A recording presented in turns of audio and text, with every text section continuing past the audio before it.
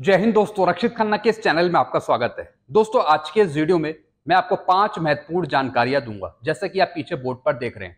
और इसी के अनुसार कुछ मैसेज हैं, कुछ लेटर हैं, वो भी मैं आपको साइड में दिखाऊंगा, वो भी आप चेक करेगा। वीडियो में आगे बढ़ने से पहले एक छोटी सी अपील कर रहा हूं, अगर आप पहली बार मेरा चैनल देख रहे हैं या फिर ये वीडियो देख रहे हैं तो आप मेरा चैनल सब्सक्राइब भी कर सकते हैं, जिसका नाम है रक्षित खन्ना, क्योंकि ऐसी जानकारियां अक्सर आपको मिलती रहती हैं इस चैनल के माध्यम से। और पेंशन से जुड़ी जो प्रॉब्लम आती है उसका भी सोल्यूशन किया जाता है बीच बीच में। चलते हैं दोस्तों, आगे बढ़ते हैं। सबसे पहली जानकारी, रेलवे के पेंशनर को मिली पेंशन जून की सीपीपीसी बैंक से 26 तारीख को। जी हां दोस्तों, कल के दिन जो रेलवे के पेंशनर थे उनको पेंशन मिल गई है जून की। और दोस्तों ये प्रोवाइड करी है सीपीपीसी ने, बैंक ने। और भी दोस्तों अभी पेंशनर छूट गए हैं, उनको भी धीरे धीरे बैंक प्रोवाइड कर रहा है जून की पेंशन। हो सकता है आज मिल जाए, कल मिल जाए। 26 तारीख से मिलना स्टार्ट हो गया जून की पेंशन, जो बैंक से पेंशन ले रहे हैं। और दोस्तों जो स्पर्श के पेंशनर हैं उनको मिलेगी कल 28 तारीख को, उनको पेंशन मिलेगी जून की, जैसा कि उनके पास मैसेज आया था। मैसेज आया है या नहीं आया कोई बात नहीं, लेकिन पेंशन आपको कल मिल जाएगी, आपके खाते में जून की पेंशन आपको मिल जाएगी कल।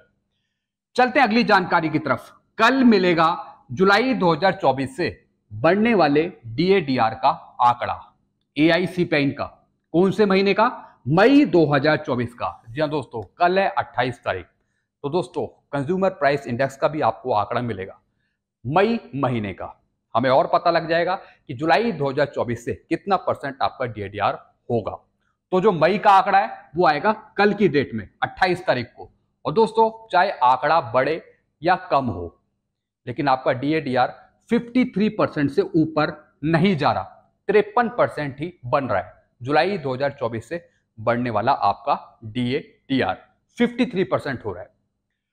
चलते हैं दोस्तों अगली जानकारी की तरफ। क्लास पे अलाउंस या फिर क्लासिफिकेशन अलाउंस सिर्फ सिपाही को, नायक को और हवलदार को ही लागू है। जी हां दोस्तों, जो क्लासिफिकेशन अलाउंस है, जो क्लास पे अलाउंस है, वो सिर्फ 3 रैंकों को यहां पे दिया जाता है, सिपाही को, नायक को और हवलदार को।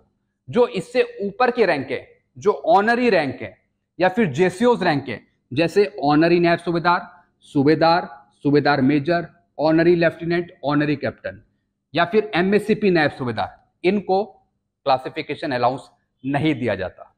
और दोस्तों क्लासिफिकेशन अलाउंस आपको मिलता है नोशनल पेपर, बेसिक पेपर, जो आपकी 7 सीपीसी में नोशनल पे फिक्स कर रखी होगी, बेसिक पे फिक्स कर रखी होगी, उसी में दोस्तों आपको क्लासिफिकेशन अलाउंस मिलता है जोड़कर, उसी का आधा आपको मिलता है। तो दोस्तों जेसीओस के लिए लागू नहीं है क्लासिफिकेशन अलाउंस। जो ऑनरी रैंक है, ऑनरी नायब सूबेदार, उन पर भी लागू नहीं है क्लासिफिकेशन अलाउंस। चलते हैं दोस्तों अगली जानकारी की तरफ। ऑनरी नायब सूबेदार का लेवल 6 है। जी हां दोस्तों, जो हवलदार थे जिनको ऑनरी मिली रिटायरमेंट के बाद, तो उनका रैंक हो गया ऑनरी नायब सूबेदार। लेकिन दोस्तों क्या आपको पता है 7 सीपीसी की पे मैट्रिक्स के अनुसार उनका लेवल कितना है ऑनरी नायब सूबेदार का? दोस्तों इनका लेवल है 6। और दोस्तों लेवल 6 है रेगुलर नायब सूबेदार का भी। दोस्तों एक मैं पीपीओ देख रहा था, ये रिटायर हुए थे 2020 में। लेकिन दोस्तों जब मैंने इनका पीपीओ चेक किया तो इनका रैंक था ऑनरी नायब सूबेदार लेवल 6। और दोस्तों इनकी जो बेसिक फिक्स कर रखी थी 7 सीपीसी की पे मैट्रिक्स के अनुसार, वो फिक्स कर रखी थी 42,300। और दोस्तों ये 42,300 है बेसिक पे रेगुलर नायब सूबेदार की, यानी नोशनल पे में, बेसिक पे में भी यहां पे ऑनरी नायब सूबेदार को रेगुलर नायब सूबेदार की बेसिक पे मिल रही है, जो ओआरओपी के दायरे में नहीं आ रहे, जो नोशनल पे के हिसाब से अपनी पेंशन ले रहे हैं। तो दोस्तों इस पीपीओ में मैंने देखा जो इनका रैंक था ऑनरी नायब सूबेदार, इनकी बेसिक पे फिक्स करी रेगुलर नायब सूबेदार की लेवल 6 के अनुसार, कितनी? 42,300, और उसमें एमएसपी इंक्लूड करी 5,200। इनको भी क्लासिफिकेशन अलाउंस अलाउ नहीं है, इनको भी क्लासिफिकेशन अलाउंस नहीं मिलेगा, इसलिए वो इसमें ऐड नहीं है। तो दोस्तों 42,300 जो एक रेगुलर नायब सूबेदार की बेसिक पे है, प्लस एमएसपी 5,200, इसका टोटल करेंगे तो आएगा 47,500, इसका आधा करेंगे तो बनेगी बेसिक पेंशन 23,750। और यही इनको मिल रही है बेसिक पेंशन 23,750, यानी नोशनल पे के हिसाब से, बेसिक पे के हिसाब से इनकी फिक्स करी रेगुलर नायब सूबेदार की बेसिक पे लेवल 6 के हिसाब से। लेकिन दोस्तों जो ओआरओपी के अनुसार ऑनरी नायब सूबेदार पेंशन ले रहे हैं, वो सिर्फ ऑनरी नायब सूबेदार की ही पेंशन ले रहे हैं, उनको रेगुलर नायब सूबेदार की पेंशन नहीं दी जा रही। दोस्तों ये यहाँ पे गलत है।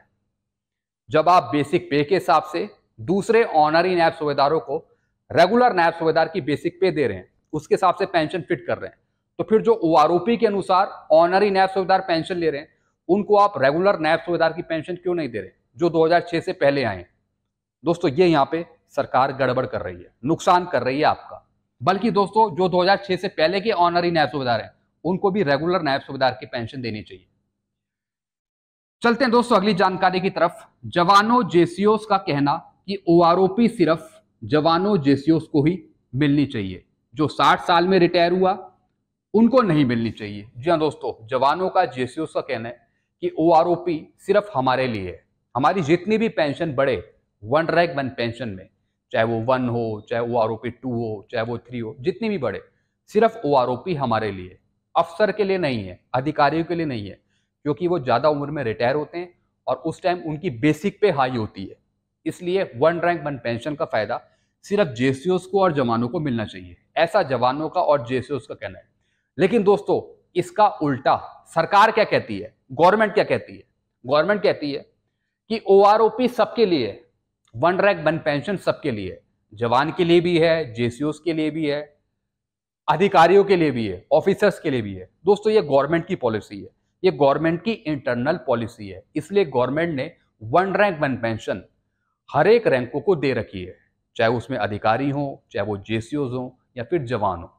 लेकिन दोस्तों ओआरओपी का जो एक्चुअल कॉन्सेप्ट है वो है कम उम्र में रिटायर हुए या फिर पेंशन आए उनको ग्रुप के हिसाब से, रैंक के हिसाब से, सेवानिवृत्ति की तारीख की परवाह किए बिना उनको 1 रैंक 1 पेंशन का लाभ देना।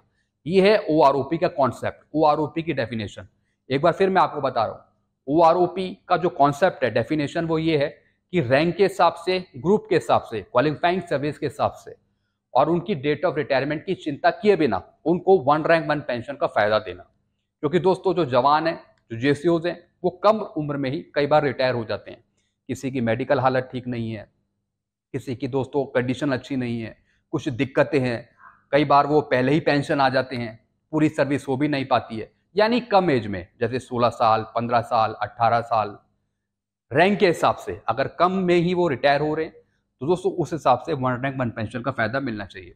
लेकिन दोस्तों ये जो पेंशन है ये गवर्नमेंट ने ऑफिसर्स को भी दी है, अधिकारियों को भी दी है, जैसे कि 30 साल से ऊपर, 33 साल से ऊपर, 35 साल, 40 साल, 45 साल, उनको भी 1 रैंक 1 पेंशन का फायदा दिया है।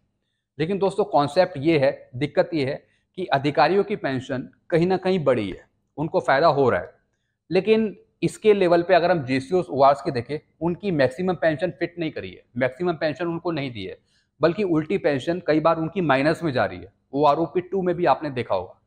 तो दोस्तों हम किसी की पेंशन कम करने की मांग नहीं कर रहे हैं, हमारा मकसद ये है कि जो विसंगति है आप उसे दूर करें और जो मैक्सिमम पेंशन है वो दीजिए। कम से कम आप अगर पेंशन आप बढ़ा नहीं रहे हो तो कम से कम माइनस में तो मत डालिए, नहीं तो रिवीजन का फायदा क्या हुआ। इसलिए पेंशन हमेशा बढ़नी चाहिए जब भी ओआरओपी रिवाइज हो। अगर अधिकारियों की बढ़ रही है तो ऐसे ही ओआर जेसीओस की भी बढ़नी चाहिए। तो दोस्तों ये मेरा कॉन्सेप्ट है। आई होप दोस्तों ये सारी चीजें आप समझ गए होंगे। वीडियो आपको अच्छा लगता है वीडियो को लाइक करें और इस चैनल को सब्सक्राइब कर सकते हैं, क्योंकि ऐसी जानकारी अक्सर आपको मिलती रहती है इस चैनल के माध्यम से। तब तक के लिए दोस्तों मैं वीडियो यहीं खत्म करता हूं। Thank you so much.